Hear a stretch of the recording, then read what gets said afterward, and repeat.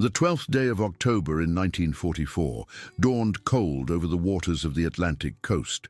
A transport vessel named the SS Bremen moved slowly through the harbor entrance at Norfolk, Virginia, her plates showing signs of the long voyage from Europe. Standing along the deck railing were 47 women, all of them German nationals who had been captured in various locations across the crumbling fronts in France and Belgium, along with some pulled from positions inside what remained of the Reich itself. These women wore thin coats that did little against the autumn wind cutting across the water, and they huddled together, whispering among themselves in low voices that carried equal parts anxiety and curiosity. Everything they had been taught, every briefing they had received, every piece of propaganda that had been fed to them through official channels and military instruction, had painted a specific picture of America. It was supposed to be a nation of comfort seekers, people who had grown fat and lazy during peacetime, incapable of the kind of discipline and sacrifice that real warfare demanded. The women expected to see a country struggling, perhaps even failing, to meet the demands of global conflict. They anticipated signs of weakness, disorder, and the kind of improvisation that suggested a society stretched beyond its capacity. What greeted their eyes as the gangplank was prepared proved to be something entirely different. The harbor spread before them like a vast metallic landscape, ship after ship after ship, extending toward the horizon in rows that seemed to have no end. The noise hit them like a physical force before they even set foot on American soil. Hammers struck steel with such regularity that the sound took on a rhythmic quality, almost musical in its persistence. Somewhere in the middle distance, diesel engines roared to life, belching dark smoke into the grey sky. Cranes towered over the docks like mechanical giants, their cables thick as a man's arm, lifting cargo containers that could have held entire rooms' worth of equipment. The smell that rolled across the water toward them was a mixture of tar, industrial grease, heated metal, and the ever-present salt of the ocean. For women who had spent the last years watching their own country's resources dwindle, watching rations shrink and supplies grow scarce, the sheer abundance of what they were witnessing felt almost obscene. One among their number, a woman who would later be identified in documents as Ingrid, managed to pull a small diary from inside her coat. Her fingers trembled as she wrote, and the words she recorded would survive the war to be studied by historians decades later. She described expecting to find empty spaces, quiet docks, perhaps a few ships scattered here and there. Instead, what she saw reminded her of Hamburg's harbor in the years before the war, back when Germany's merchant fleet had been at its peak. Except even that memory paled compared to what stretched before her now. The contradiction between expectation and reality could not have been more stark. These were not ordinary prisoners. Many of them had received technical training, had worked as signals operators, auxiliary personnel, technicians who understood logistics and production capacity. They had learned to read the signs of industrial capability, to estimate output from visible evidence. The Norfolk Naval Yard alone employed more than 40,000 workers at that point in the war, and production records would later show that a Liberty ship was being launched every 4 days. By the time the war ended, American shipyards would have produced 2,710 of these vessels alone, a number that exceeded Germany's entire wartime maritime construction across all categories of ships. A lieutenant from the United States Navy approached the gangplank, his uniform crisp despite the morning chill. His manner was formal, but carried none of the hostility the women had steeled themselves to face. He spoke to them through an interpreter, his tone businesslike, almost routine. The women's boots made hollow sounds on the wooden planks as they descended from the ship to the dock. Their eyes moved constantly, darting from one detail to another. American soldiers stood in formation nearby, not menacing but simply present, at ease in a way that suggested this was just another day's work. Behind them, the endless activity of the shipyard continued without pause. Cranes swung their loads, cargo nets bulged with crates, and vessels in various stages of completion sat in their berths like metal skeletons being clothed in steel flesh. The silence among the German women felt heavy, broken only by the shuffle of their feet and the constant industrial percussion that provided a backdrop to everything. For the Americans going about their business, this was entirely normal, just another group of prisoners being processed, just another convoy of ships being built, just another morning in wartime. For the prisoners themselves, each moment brought fresh revelation, each detail added weight to a growing realization that the world was not as they had been told. They noticed things, small details that accumulated into a larger picture. A line of military trucks sat nearby, engines idling, their fuel tanks obviously full. The tarpaulins covering their cargo beds looked new, unstained by the kind of makeshift repairs that had become common in Germany. Pallets stacked with uniforms rose to waist height, the fabric appearing fresh and unworn. For people who had been living under rationing since 1940, who had grown accustomed to making do with less of everything, these simple observations carried enormous weight. Soap had become precious in the Reich. Sugar was carefully hoarded. Coffee was no longer coffee, but some ersatz substitute made from grains. Yet here, in this enemy country, even the most basic supplies seemed to flow with casual abundance. One woman turned to another and whispered in German, her voice barely audible above the industrial cacophony, that what they were seeing could not possibly be real. Another pulled her scarf tighter around her neck, though whether against the cold or against the implications of what she was witnessing, it was difficult to say. The scene before them had not been staged for their benefit. No one was putting on a show. This was simply the daily reality of American wartime production, and that fact disturbed them more deeply than any carefully orchestrated propaganda display could have. A representative from the Red Cross, present to ensure compliance with international agreements regarding the treatment of prisoners, made notes in a small journal. Later, when these notes were reviewed, they would reveal an interesting observation. The women, this observer wrote, seemed more disoriented by what they were seeing than by the fact of their capture itself.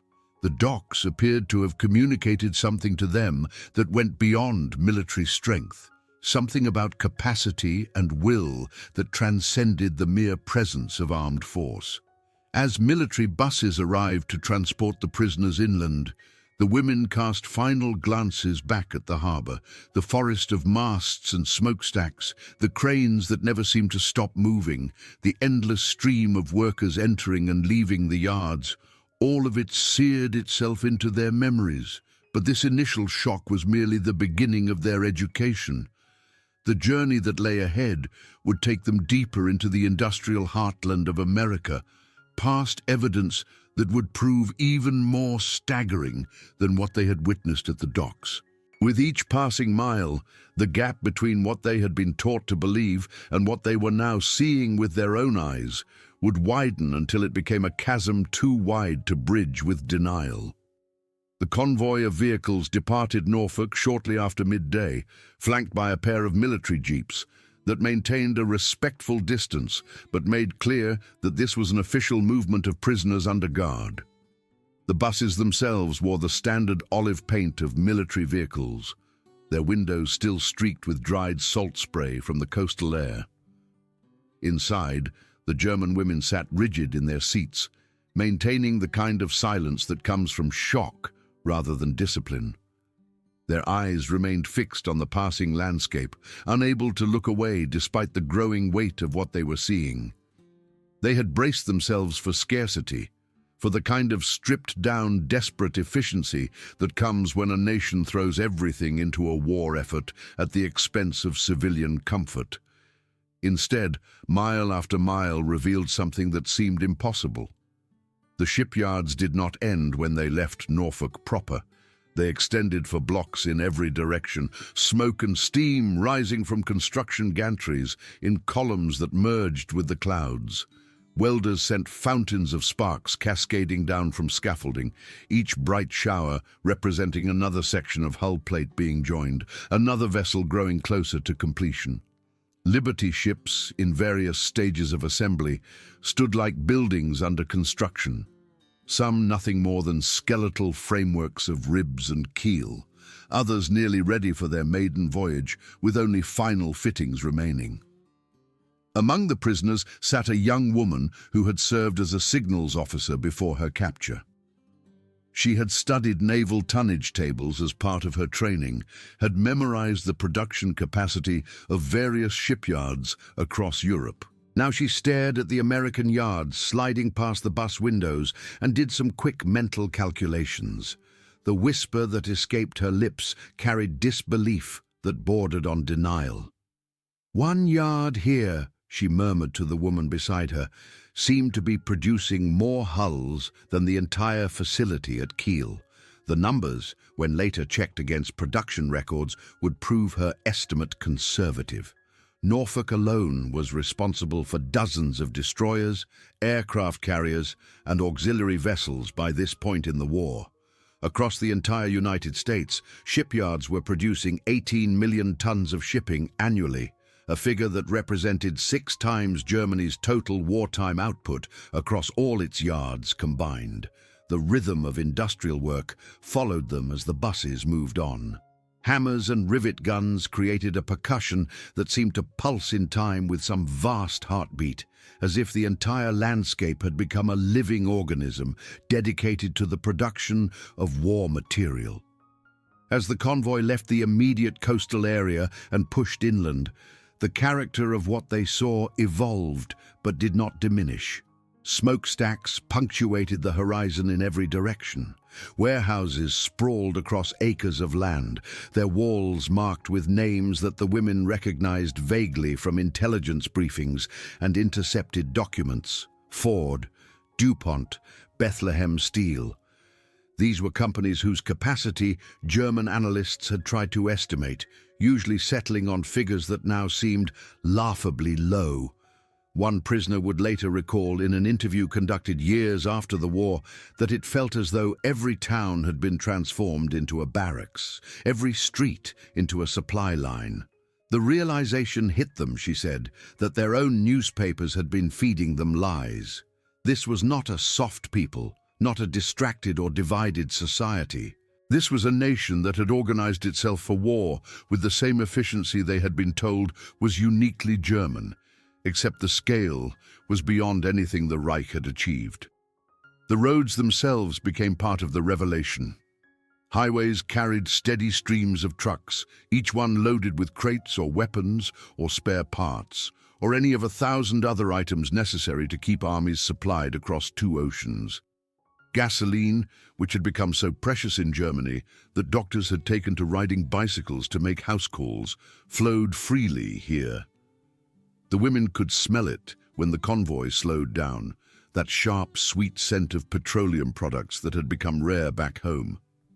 One of the drivers, a sergeant named James Foster, according to later records, overheard one of the prisoners gasp when they passed a depot where hundreds of trucks sat lined up nose to tail, waiting to be dispatched. He chuckled quietly to himself and muttered under his breath that what she was seeing represented maybe half of what was on the road at any given time. For him, this was utterly mundane. For the prisoners, it was impossible to reconcile with what they thought they knew about American capacity. At a rest stop outside Newport News, the buses pulled over beside a rail yard. The prisoners were allowed a brief period to stretch their legs under the watchful eyes of their guards. But most of them remained at the windows, transfixed by what they were seeing. Long lines of railroad cars stretched into the distance, boxcars and flatbeds, each one marked with white chalk indicating its destination. Pittsburgh, Chicago, St. Louis, names that represented cities thousands of miles away, yet the logistics appeared seamless. Cranes loaded crates marked with serial numbers and military designations. The orderliness of the operation struck the women as almost more impressive than the volume. Back in the Reich, chaos had become the norm. Allied bombing raids disrupted shipment schedules constantly. Shortages forced improvisation. Rail lines were damaged faster than they could be repaired. Here everything moved with machine-like precision, each element fitting into a larger pattern that suggested planning and resources that dwarfed what Germany could manage. The prisoners began to exchange glances, making silent calculations. Several of them were trained analysts, whose value to Berlin had rested on their ability to assess industrial capacity from observable evidence. What they were seeing now, the frequency of rail traffic, the volume of material being moved, the systematic stockpiling of goods, all pointed to an enemy whose resource base was not just larger, but fundamentally different in character. One woman managed to scribble notes in a small book she had concealed in her coat. These notes would later be recovered and preserved. She wrote that they had been taught America was a land of consumers, people who bought and used but did not truly produce. What she was seeing proved the opposite. This was a land of producers, she wrote, and every factory they passed felt like another nail being driven into the coffin of German hopes. The paradox deepened with every observation. No one was making a show of this abundance. No officials stood by explaining how impressive it all was. American civilians along the route simply went about their business. Workers in coveralls walked to and from factories. Children played in yards beside the road. Women carried grocery bags that appeared genuinely full. There was no sense of the kind of exhaustion that had settled over German cities, no hollow-eyed starvation, no visible strain. Instead, a kind of vitality seemed to radiate from everything, from the well-maintained roads to the solid-looking houses to the casual way people moved about their daily tasks. The prisoners struggled to process what this meant. Here was a nation waging war across the entire globe, fighting in Europe and the Pacific simultaneously, supplying allies, building ships and planes and weapons at a rate that seemed to defy reason. And yet civilian life continued with what appeared to be relative comfort. People were still being fed properly. They were still being clothed in decent fabric. Infrastructure was still being maintained and even expanded. The contrast with conditions in Germany, where everything had been sacrificed to the war effort and still it was not enough, could not have been more pronounced. By the time the convoy approached Richmond, as the afternoon light began to fade, the women had fallen into a silence that felt different from the tense quiet of the morning. The initial shock of Norfolk Harbour had given way to something deeper and more disturbing. What they had witnessed in the space of a single afternoon exceeded what Germany could produce in a year, perhaps longer. Their faith in the propaganda that had sustained them, the assurances that America was soft and incapable and divided, was dissolving like morning frost under the Virginia sun. But their education was far from complete. The camps that awaited them would present yet another paradox, one that would force them to confront uncomfortable truths about the nature of the society that had captured them and the one they had served. The buses turned off the main highway as dusk settled over the landscape, tires crunching on gravel as they approached a sprawling compound enclosed by barbed wire fencing. The women braced themselves internally, each one calling up images shaped by propaganda and military briefings. They expected filth, they expected overcrowding, they expected brutality as a matter of course. German media had portrayed American prisoner camps as barely better than animal pens, places where captives were kept in degrading conditions with minimal food and no regard for human dignity. Yet as the gate swung open and the compound came into view, another contradiction presented itself, one that might have been even more disturbing than the industrial capacity they had witnessed earlier. The barracks that spread before them looked nothing like prison facilities. If anything, they resembled the sort of campus one might find at a small college, with neat rows of wooden buildings arranged in orderly lines. The roofs had been properly tarred against weather. Smoke curled from chimneys, and the scent that drifted across the compound was unmistakable. Fresh bread baking in what must have been a nearby kitchen facility. Beyond the barracks they could see tidy garden plots and an open field marked out for recreation. One of the women, a nurse named Hildegard, who had served in a field hospital before her capture, let out a sound that was almost a laugh, except it carried no humor. Her voice was flat with disbelief as she muttered that the prisoners here seemed to live better than German soldiers at the front. The processing center revealed more surprises. Each woman was assigned an identification number, photographed with the kind of bureaucratic efficiency that suggested well-established procedures and issued clean bedding. The medical inspection that followed was conducted by a Navy physician named Dr. Elizabeth Crawford, whose manner was brisk and professional without being cold. She examined each prisoner methodically, checking teeth, listening to lungs, making notes on charts. At one point, speaking through an interpreter, she commented that nearly every one of them showed signs of malnutrition. "You have been subsisting on perhaps 1,200 calories per day," she said, "maybe even less than that. Our men receive twice that amount, even when they are in the field." For the German women, the contrast felt humiliating precisely because it was delivered without malice, simply stated as medical fact. Back home, rations had been shrinking for years. Black bread came in thin slices. Coffee was no longer coffee, but some substitute made from roasted grains that tasted like colored water.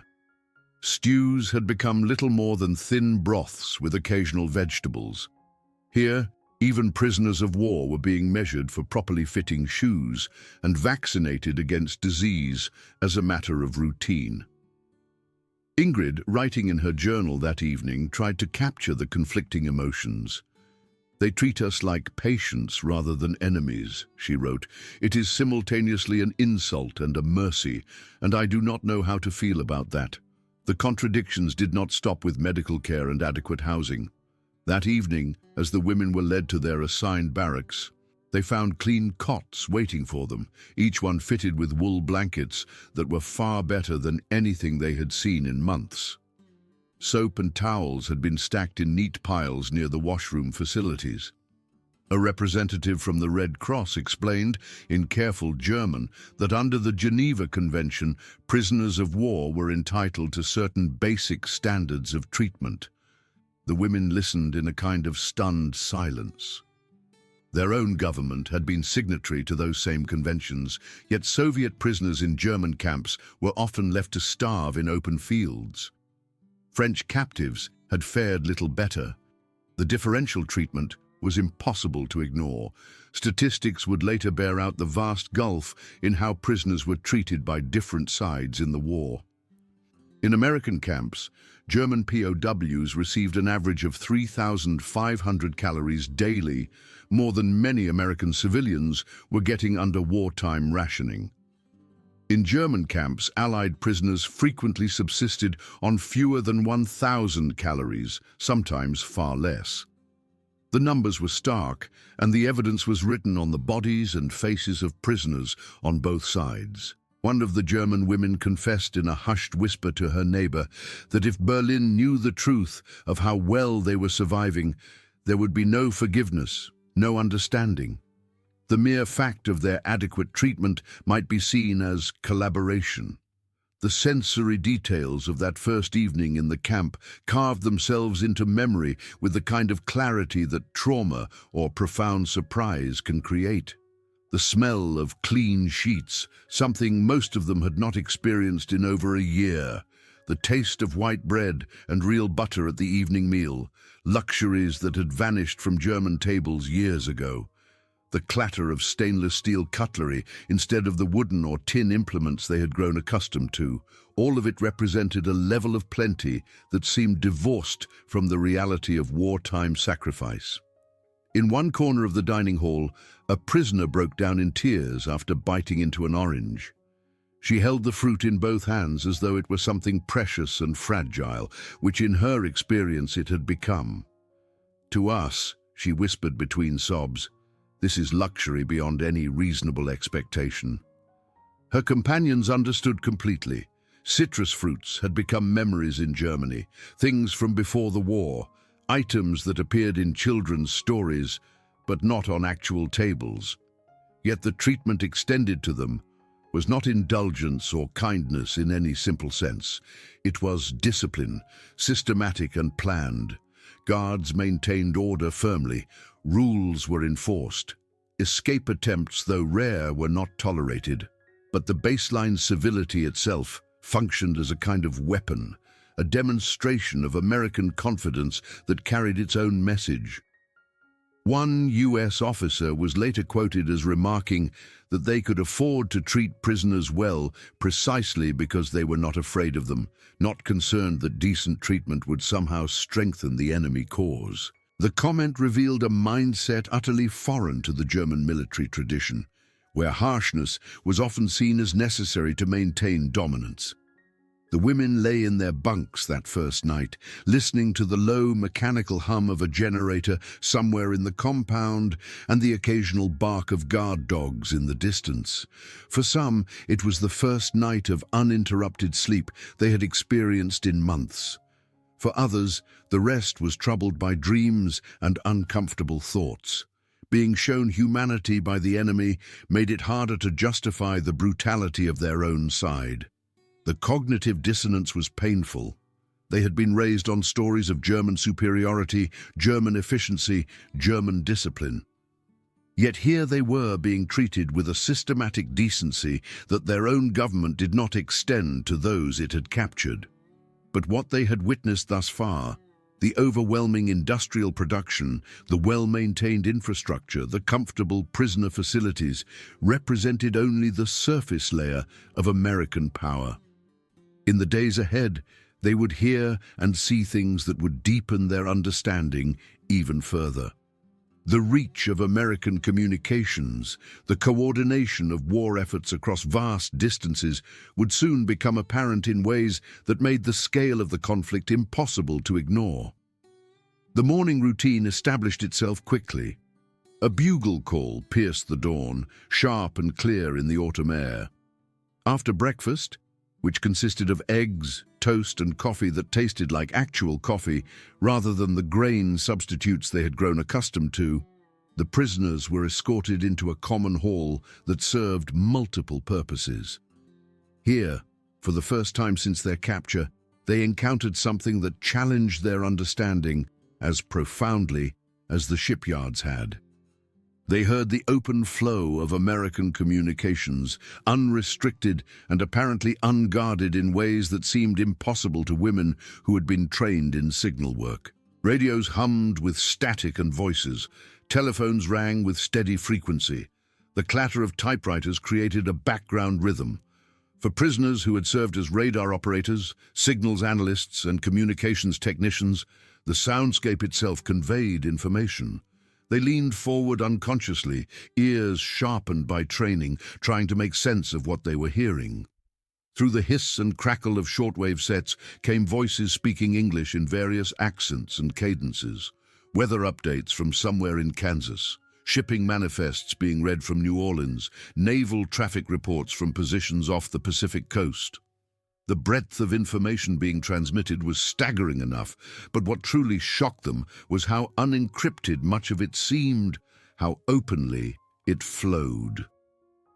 One of the prisoners, Lotte, the former radio operator whose sharp ears had made her valuable to German military intelligence, whispered her observation to the woman beside her. "They do not even attempt to hide it," she said, her voice carrying a mixture of confusion and fear. "They broadcast to the entire world because they possess the confidence and capacity to do so." Back in the Reich, secrecy had been elevated to the status of religion. Every transmission was coded. Every line was assumed to be monitored. Paranoia governed every communication, from the highest military channels down to routine administrative messages. Here, the openness felt almost aggressive in its casualness. A U.S. Army sergeant, who had been assigned to oversee the common hall, noticed the prisoners' intense attention.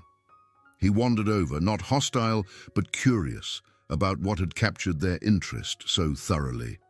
When the interpreter explained, he shrugged, as though discussing nothing more remarkable than the weather. "This is just normal operations," he said. "We have got thousands of stations, thousands of telephone lines, every state, every military base, every ship at sea. We are all connected in a network that spans the continent and reaches across both oceans." He delivered this information as simple fact, without any sense that he was revealing something impressive or significant. But for the prisoners, the implications were staggering. Germany's communication networks, already fragmented before the war, had been progressively crippled by Allied bombing campaigns. Shortages of copper wire and switching equipment meant that even maintaining existing lines was a struggle. The network was shrinking even as the demands on it grew. Here, the suggestion was that communications infrastructure extended across continental distances with apparent ease, coordinating a war effort that spanned the globe.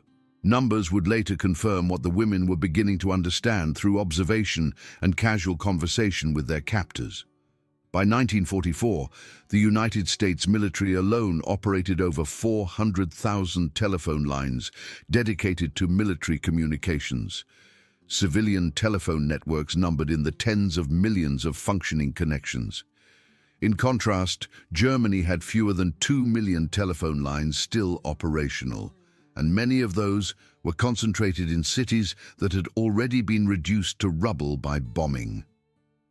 The differential was not just quantitative, but qualitative, representing a fundamental difference in infrastructure and organizational capacity. The prisoners were even allowed to send letters home under supervision of the Red Cross. Some dictated messages to clerks who typed them on clean paper with proper letterhead.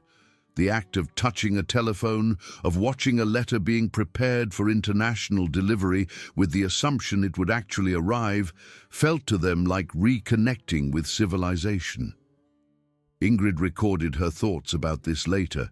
"To see communication handled with such ease," she wrote, "to witness letters carried freely across thousands of miles, was to feel that we had been returned to a world we thought had vanished. Yet this freedom, this efficiency, was precisely what we had been taught to despise as decadent and weak." The paradox cut deeper with each passing hour. The generosity of their captors, the systematic efficiency, the casual abundance, all of it served to highlight by contrast the bankruptcy of promises made by their own regime. The sensory experience reinforced every observation. The steady electric buzz of switchboards operating in the background, the metallic snap of plugs being inserted into connection points, the constant whir of teletype machines feeding paper through their mechanisms. Together, they created a symphony of coordination, a reminder that modern warfare was not fought solely with bullets and bombs, but with information flowing across vast distances. Hildegard, the nurse who had initially expressed disbelief at the prisoner camp conditions, found herself reflecting on larger implications. In a post-war interview conducted years later, she would recall her thoughts from those days. "I had believed with complete certainty that America was disorganized," she said, "lazy and without the discipline necessary for real warfare. Instead, I discovered that even their voices possessed order. The war lived in every telephone line, every radio frequency, every wire carrying signals across the continent. It was inescapable and overwhelming." But what struck the prisoners most forcefully was the realization that the Americans were not staging any of this for their benefit. They were not being given a tour designed to impress or intimidate. This was simply routine administration, the background noise of a functioning military operating on a scale that Germany had never achieved and now never would. If this represented the casual, everyday operations of a single prisoner facility in Virginia, what must the full scope of American communications sound like? How vast must the network be if even this small slice of it carried such volume and complexity? That evening, as the women returned to their barracks under guard, the weight of what they had witnessed sat heavily on all of them. They had been soldiers, trained to fight and, if necessary, die for their country. They had expected upon capture to face humiliation, deprivation, perhaps violence. Instead, they were being granted glimpses into a system so vast and well-organized that it appeared casual in its exercise of power. For the Reich, secrecy had been armor, necessary protection for a nation whose resources were limited and whose vulnerabilities had to be hidden. For America, transparency seemed to function as a demonstration of strength, a message that they had nothing to hide because there was nothing that could threaten their capacity. Soon, another layer of that capacity would be revealed to them. Their next excursion would take them into aircraft hangars where American air power would be made manifest not through statistics or briefings, but through the immediate physical presence of steel wings and thundering engines, proof that the war in the skies above Europe was being waged by a nation whose production capacity seemed limitless. The smell hit them first, even before the hangar doors came fully into view. It was a thick industrial scent that seemed to have weight and texture, heavy with petroleum products, rubber compounds, and the metallic tang of fresh engine oil. The odor clung to clothing and hair long after leaving the facility, a sensory memory that would prove as indelible as any of the visual impressions they would gather. The convoy of buses pulled to a stop beside an enormous corrugated metal building, its doors rolled back to reveal an interior that seemed to swallow light. Inside that vast space, aircraft wings gleamed under banks of overhead lamps. Engines hung suspended from cranes, their complex innards exposed like mechanical anatomy. Teams of workers swarmed over fuselages with practiced coordination, each person knowing their role in a larger choreography of assembly. For German women who had been raised on tales of Luftwaffe supremacy, who had been told that German engineering and German aircraft represented the pinnacle of aviation technology, the scene before them carried profound psychological weight. In their minds, Messerschmitts and Junkers and Focke-Wulfs were still the finest fighting machines in the sky. Yet here stood rows of American bombers and fighters, not hidden away in precious secrecy as Germany's dwindling air force had to be, but displayed in what could only be called profusion. Dozens upon dozens of aircraft in various stages of completion, perhaps even hundreds, depending on how one counted the sub-assemblies and component parts waiting to be integrated. A sergeant named Michael O'Brien had been assigned to escort duty. He was a cheerful man of Irish extraction, his sleeves permanently stained with grease that no amount of washing could fully remove. He walked the prisoners down the length of the hangar floor with the unself-conscious ease of someone who saw nothing remarkable in what surrounded them. At one point he stopped beside a B-24 Liberator, slapping the metal flank of the bomber with casual familiarity.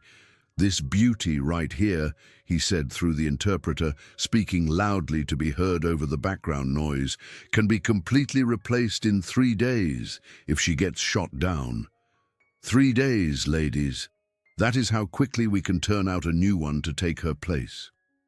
The words landed among the prisoners with more impact than any bomb could have delivered. 3 days. Back in Germany, aircraft factories were being systematically destroyed by Allied bombing raids. Spare parts had become precious commodities, hoarded and carefully allocated. Engines took weeks to properly assemble when components were available at all. Some planes were being cannibalized, stripped of functional parts to keep other aircraft flying.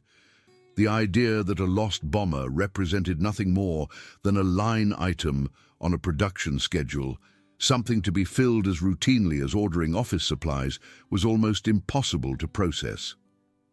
O'Brien's casual boast was supported by production figures that would later be declassified and analyzed by historians. In 1944 alone, American factories produced 96,000 aircraft of all types. This represented more than Germany had built during the entire war from its beginning to that point. At peak production, A new airplane was rolling off American assembly lines every 5 minutes, 24 hours a day. The scale was not just impressive, it was overwhelming to the point of seeming fictional. The sensory environment of the hangar made denial impossible. The rhythmic pounding of rivet guns echoed through the cavernous space like automatic weapons fire. Except instead of destruction, each burst created structure, joining metal to metal with permanent bonds. The air shimmered with heat radiating from arc welders, their brilliant flares forcing the women to look away or risk damaging their eyes. Workers shouted to each other over the roar of engines being test-fired, their voices carrying the particular kind of easy profanity that comes from men engaged in difficult physical labor who are confident in their skills. The floor itself seemed to vibrate with the cumulative energy of all this activity, as though the building had become a living thing whose only purpose was the production of aircraft. Lotta, the radio operator who had proven most adept at reading significance into what she observed, found herself muttering almost unconsciously. "So many machines," she said to no one in particular, "and still more coming." Her voice trembled not from any fear of the guards or concern for her own safety, but from the sheer weight of realization pressing down on her.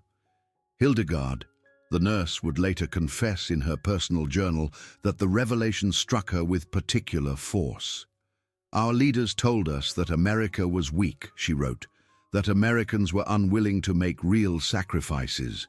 Yet here, sacrifice itself had become invisible because it was distributed so widely. This was not desperation. This was production at a scale that made desperation unnecessary." What disturbed the prisoners perhaps most of all was the casualness of it all. The workers were not grim-faced soldiers driven by ideology or fear. They joked with each other during brief breaks. They shared cigarettes. They wiped sweat from their brows and stretched sore muscles with the kind of body language that suggested hard work but not suffering. For German women who had been told that every German worker was operating at maximum capacity, pushed to the absolute limit of human endurance, this apparent ease felt wrong somehow. How could a people so relaxed, so seemingly unburdened, produce such overwhelming force? O'Brien noticed their expressions and misread the silence as simple awe. He leaned closer to the interpreter and spoke in a conspiratorial tone that was nevertheless loud enough for several of the prisoners to hear. "You think this facility is impressive," he said with a grin that was not unkind. "You should see what they are doing in Detroit. This whole operation here is nothing compared to the automobile factories they converted. This is just a drop in the bucket, as we say." He chuckled and moved on, leaving the women standing in silence. The paradox hung in the air, like the smell of engine oil, impossible to ignore or explain away. For Germany, every aircraft lost was a tragedy, a blow to diminishing air power that could not be easily recovered. For America, a lost plane was an inconvenience, something noted in a ledger and corrected through the simple expedient of building another one faster than the enemy could destroy them. That difference alone told the story of how the war would end, if only someone had been willing to read the signs clearly. As the women were herded back toward the waiting buses, the sound of an engine test firing shook the ground beneath their feet. The roar was physical, something felt in the chest cavity and bones, not merely heard with the ears. That sound followed them out into the sunlight and stayed with them as they climbed back into the vehicles, a vibration that seemed to settle into their very marrow like a prophecy of what was coming for their homeland. But the education they were receiving had not yet reached its conclusion. In the weeks that would follow, they would be shown something harder to deny even than the physical evidence of industrial capacity they had witnessed thus far. They would see photographs and intelligence reports that documented American bombing campaigns, proof that all this productive power was not merely theoretical, but was reaching deep into the heart of the Reich with devastating precision. 3 weeks passed in the rhythms of camp life, a strange kind of limbo where time felt both suspended and relentless. The prisoners settled into routines that began to feel almost normal. Meals arrived regularly, more food than they had seen in years. Medical checkups became routine rather than occasions for anxiety. The recreation periods allowed for carefully monitored movement and even some conversation among prisoners from different groups. But the moment that would alter their understanding most profoundly came not from direct observation, but from what American intelligence officers chose to show them on paper. One morning, they were gathered in a small hall normally used for educational lectures or briefings. Long wooden tables had been arranged in rows, and on these tables lay spread dozens of photographs. The images were black and white, the kind of aerial reconnaissance shots that military analysts studied constantly, but their content was devastating in its clarity. The photographs showed German cities from high altitude, industrial complexes before and after bombing raids, transportation networks reduced to tangled wreckage, synthetic fuel production facilities cracked open like eggs with their vital machinery exposed to the sky. One officer, speaking in measured tones through an interpreter, tapped a photograph showing what had once been the Leuna works near Mersburg. This facility, he explained without particular emphasis, produced the majority of Germany's aviation fuel. Or rather, it produced aviation fuel in the past tense. The image next to the one he indicated showed the same location transformed into a landscape of twisted steel, shattered pipelines, and frozen plumes of smoke captured mid-rise by the camera. The women leaned over the photographs, their silence heavy with recognition. They had been told by broadcasts from Berlin that Allied bombing was ineffective, that it represented nothing more than random terror attacks that destroyed civilian housing while leaving German war production intact. Yet here was evidence of something entirely different, something precise and calculated and utterly relentless. Image after image reinforced the point until it became inescapable. A ball-bearing plant in Schweinfurt reduced to geometric patterns of rubble. Bridges spanning the Rhine broken like children's toys, their massive stone piers still standing, but the connecting spans gone, dropped into the river below.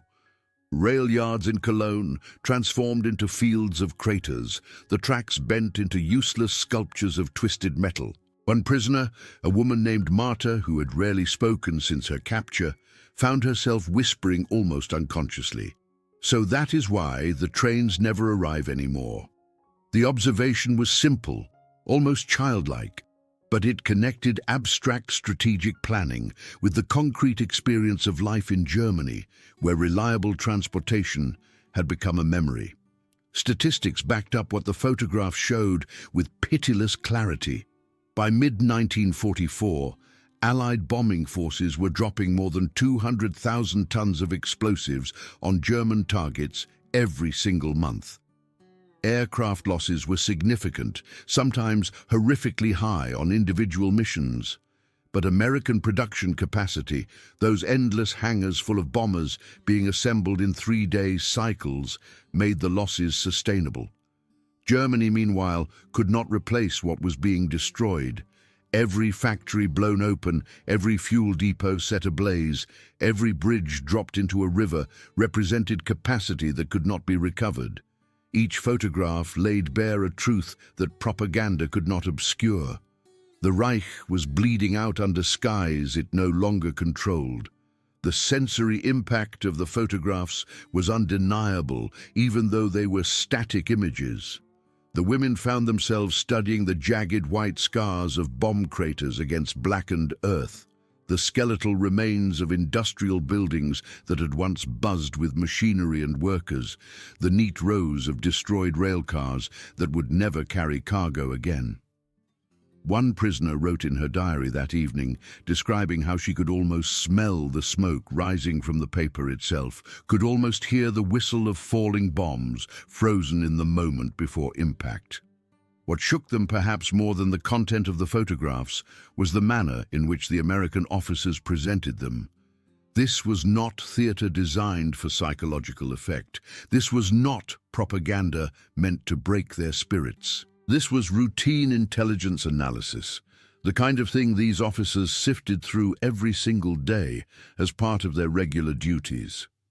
To the prisoners, each photograph represented a wound to their homeland, evidence of loss and destruction that was almost too painful to acknowledge. To the officers, these were just reports in a stack of thousands, data points in a larger strategic picture. One officer explained the methodology with the kind of clinical detachment that made the information even harder to bear. "We have learned," he said, "that we do not need to destroy everything. We only need to eliminate specific categories of targets: fuel production facilities, ball-bearing manufacturers, transportation choke points. When those are removed from the equation, your armies cannot maneuver effectively regardless of how many soldiers or tanks remain nominally intact."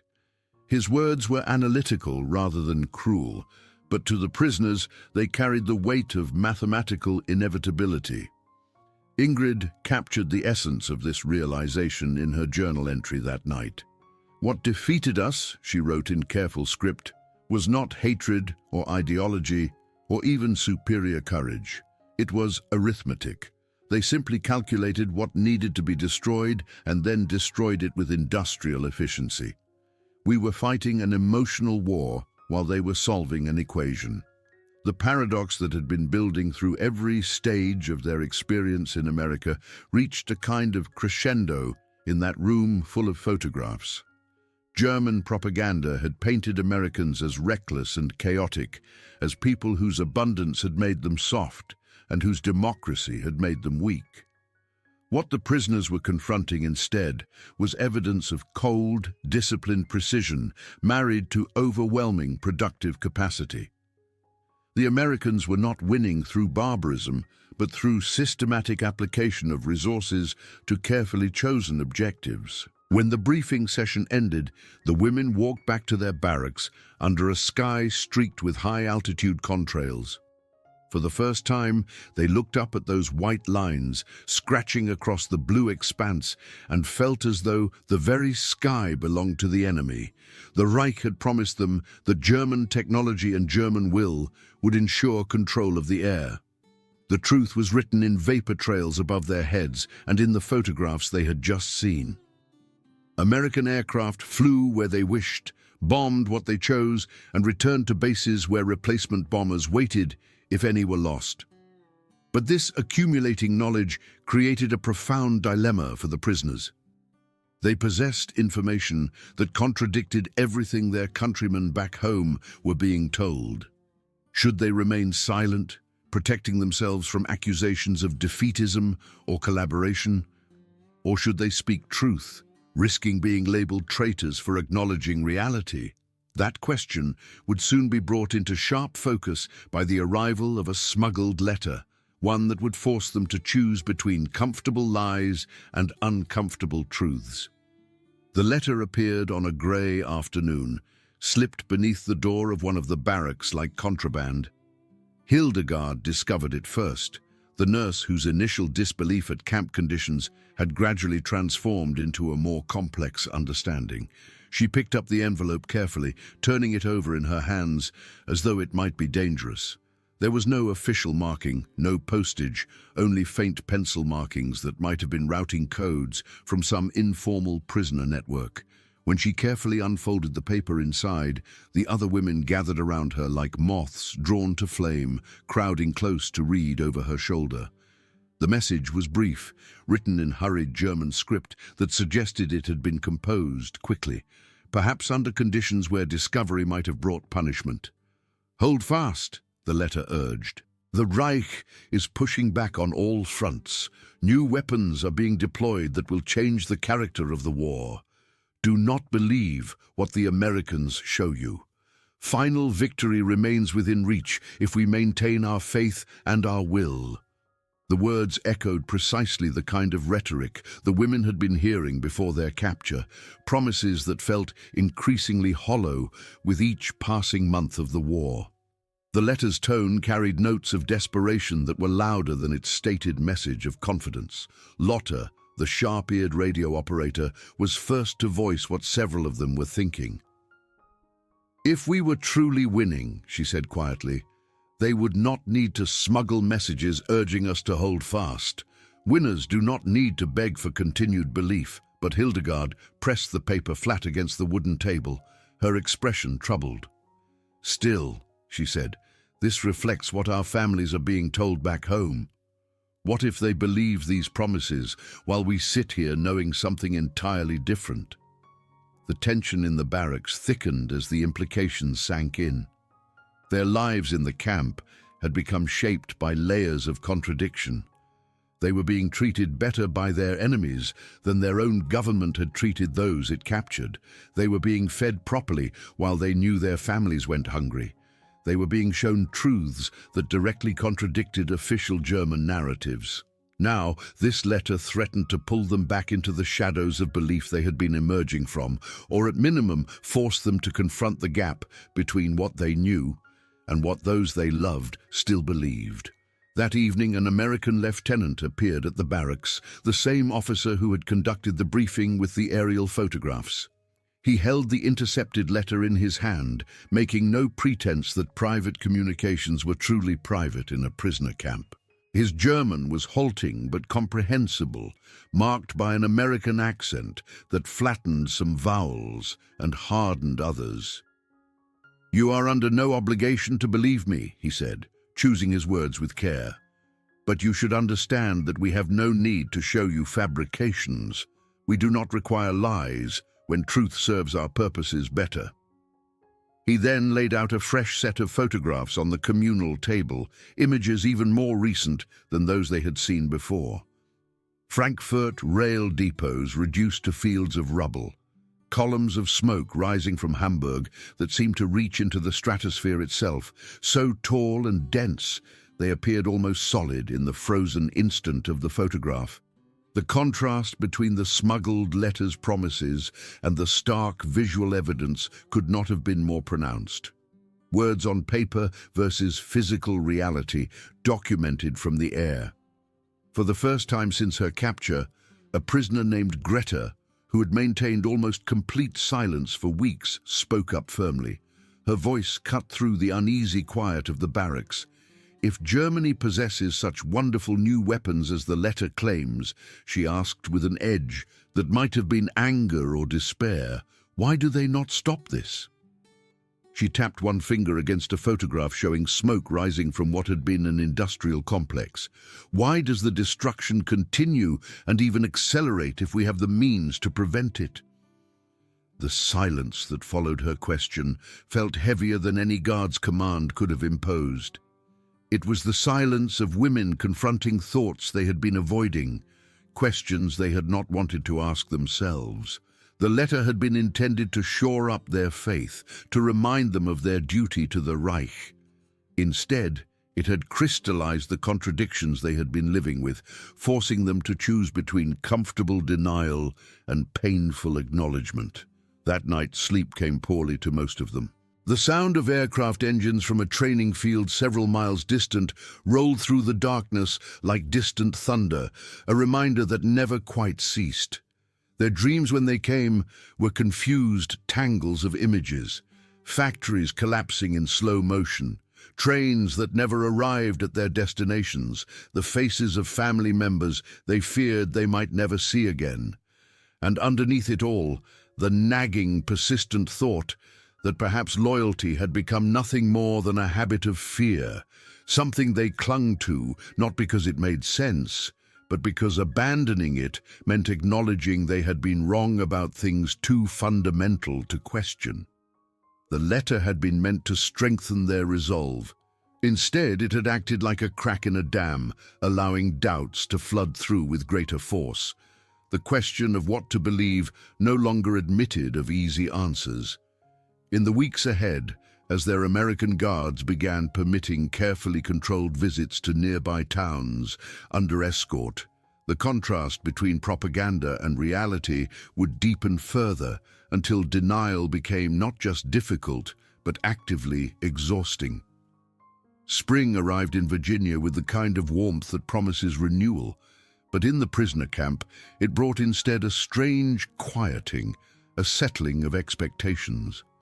Newspapers appeared in the common rooms with increasing frequency, left there quite deliberately by American officers. The headlines announced the fall of German cities in a steady drumbeat of bad news. Cologne had fallen. Dresden had been bombed into a state that defied description. Frankfurt had been captured. Each city name represented not just a military defeat, but the crumbling of a world the prisoners had been taught to believe was permanent. By April, the whispers reached even the German women confined in their Virginia camp. The Führer, the leader they had been taught to see as somehow beyond ordinary human limitations, was dead. The Reich that had proclaimed it would endure for 1,000 years had lasted barely 12 before collapsing in fire and rubble and blood. The women sat on their wooden bunks, looking at each other across gaps that no words could easily bridge, trying to reconcile the world they had been raised to believe in with the world that was now revealing itself in all its brutal reality. Ingrid wrote in her diary during those final weeks before repatriation, her handwriting showing the kind of careful control that comes from strong emotion held rigidly in check. "We came to this place as soldiers of a nation that believed itself destined to rule Europe," she recorded. "We were told we represented the future, that our cause was just and our victory inevitable. Now I see with painful clarity that we were children being fed stories while America was constructing a world beyond anything our leaders had imagined or could match."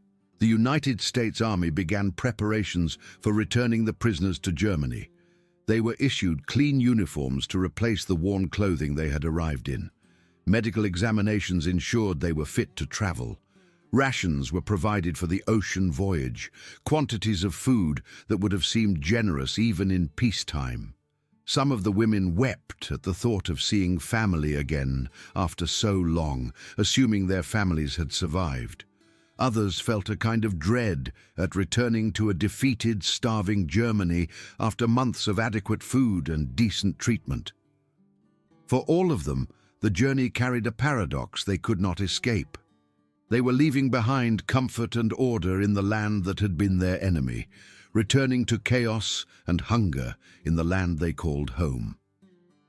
Before departure, a Red Cross officer approached Ingrid with what was described as a request, but felt more like an assignment. She was asked if she would be willing to carry a message back to Germany, not a personal letter, but an official report to whatever remained of German military authority. The decision had apparently been debated in Washington. Would her words be dismissed immediately as enemy propaganda, or might they serve some useful purpose in demonstrating the futility of continued resistance? The war in Europe was essentially over, but there were still those who spoke of fighting on, of Alpine redoubts and last stands. Perhaps testimony from prisoners who had seen American capacity firsthand might help end that dangerous foolishness. Ingrid's report was brief, almost blunt in its directness. "America's industrial strength is not fabrication or exaggeration," she wrote. "It is everywhere, manifest in their machinery, their factories, their food supplies, their communications networks, their unity of purpose. To imagine that further resistance would achieve anything except additional needless death is not courage, but madness." The words were harsh, deliberately so, because anything softer might be dismissed as sentiment rather than analysis. When the ship carrying the repatriated prisoners docked in Bremerhaven, the Germany they found bore little resemblance to the country they had left. Cities were rubble. Food was scarce. The social order had collapsed into desperate improvisation. Ingrid's report was dutifully forwarded up what remained of the chain of command. The reaction from those few officers still clinging to authority was entirely predictable. Some labeled her a traitor, a woman whose spirit had been broken by captivity. Others suggested more charitably that she had simply been deceived by clever American propaganda, shown false evidence, and fed lies that she had mistakenly taken for truth. The idea that her observations might be accurate was too threatening to accept. Acknowledging the scale of American power meant acknowledging that the war had been lost before it truly began, that all the sacrifice and death had been for nothing.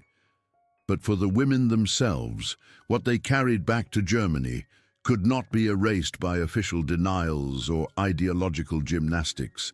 They had seen too much. The image of aircraft rolling off assembly lines at rates that exceeded German monthly production. The memory of meals more abundant than their families had seen in years. The sound of communications networks coordinating across continental distances. The casual efficiency with which American workers had approached tasks that would have required desperate effort in Germany. Most of all, they remembered the photographs of their homeland being systematically dismantled from the air, proof that the American industrial capacity they had witnessed was not theoretical, but actively devastating.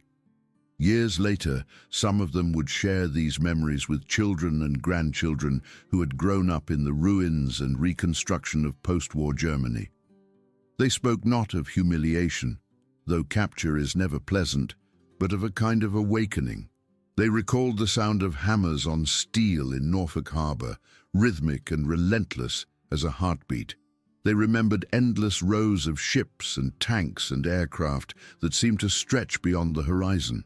They described the casual freedom of speech they had overheard in American streets and cafes, the way people discussed and even criticized their government without fear of midnight arrests. These were not abstractions from books or propaganda films. These were lived experiences, sensory memories that photographs and statistics could not capture. The women had arrived in America as prisoners of a regime that had called itself invincible, had proclaimed racial and cultural superiority, had promised dominance. They left as witnesses to the hollowness of those promises, carrying knowledge that was both burden and gift. In the end, what they learned was not about American exceptionalism in any simple nationalist sense. What they witnessed was what happens when industrial capacity, democratic governance, and a population united in purpose combine to address a clear objective. It was not bombs or bullets that most unsettled them, though those were certainly factors. It was abundance married to efficiency. It was the demonstration that a free society, when properly organized, could outproduce and outlast a totalitarian state despite all the supposed advantages of centralized control. The photographs and statistics would survive in archives for historians to study. The production figures would be analyzed and debated and incorporated into military doctrine. But for the women who had lived through those months as prisoners in America, the truth was written not in documents, but in memory. The smell of fresh bread in a prisoner camp, the sound of unlimited communications flowing across telephone lines, the sight of factories operating at a pace that seemed impossible, the taste of real coffee and fresh fruit. All of it added up to a simple conclusion that no amount of propaganda could obscure. They had been told lies about the nature of their enemy and the prospects for their cause. Reality had proven more powerful than ideology, and that lesson once learned could never be entirely forgotten. The irony was sharp and painful. German propaganda had spent years painting America as weak, decadent, divided by democracy, and softened by prosperity.